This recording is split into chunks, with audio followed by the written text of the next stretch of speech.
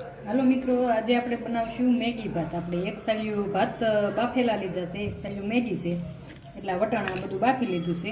આ કલાક દોઢ કલાક વહેલું બાફીને મૂકી દેવાનું, એટલે હાવ ઠરી જાય તો મસ્ત બનશે. અને પછી આપણે કેપ્સિકમ ને ગાજર ને મરચી કટ કર્યું છે, વટાણા બાફી લીધા છે. હવે આપણે આનો વઘાર કરી નાખશું. આપણે 1.5 પાવડું તેલ લીધું છે.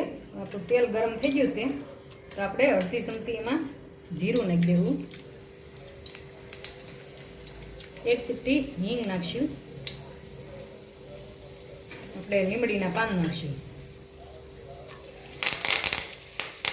હવે આપણે ગાજરની કેપ્સિકમ વઘારવા નાખી દેવું, માત્ર મરચું નાખી દેવું. હવે આને બધાને 5 મિનિટ આપણે સાતળવા દેવું. 5 જ મિનિટ રહેવા દેવાનું. પછી આપણે મીઠું નાખશું ધીમા તાપે. 5 મિનિટ પછી આપણે બધું મિક્સ કરી દઈશું. આપણે ગાજર ને કેપ્સિકમ સડી જશે.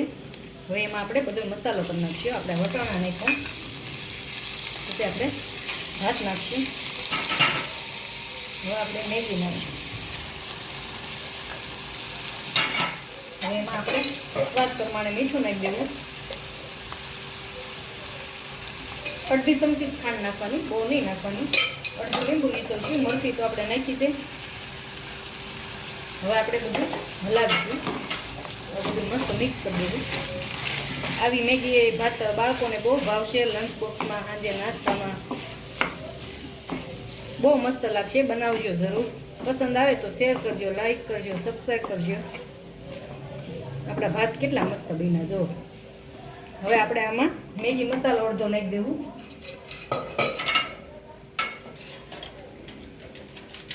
એક પેકિંગ આપણે મેગી બાફવામાં નાખ્યું છે, અડધું પેકિંગ આપણે આમાં ઉપરથી નાખશું.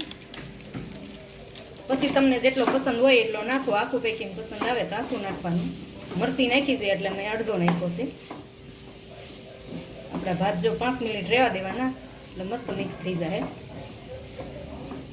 કેટલામાં આપણે બપોરના દાળ ભાતના ભાત પડ્યા હોય તો તે હાલે. મેગીમાં મેગી બાફીને બનાવી નાખવાનું. હાલો, આપણે મેગી ભાત બનીને તૈયાર. હવે આપણે આમાં ધાણા નાખી દઈએ. આપણે 2 મિનિટ થઈ ગયું. હવે જો આપણે બનીને તૈયાર થઈ ગયા છે. હવે આપણે માથે ધાણા નાખી દેવું. હવે આપણે સર્વ કરી દેવું. ભાત કેટલા મસ્ત બન્યા છે જો. જોતા જ ખાવાનું મન થઈ જાય એવા બન્યા છે. બાળકોને બહુ જ ભાવશે.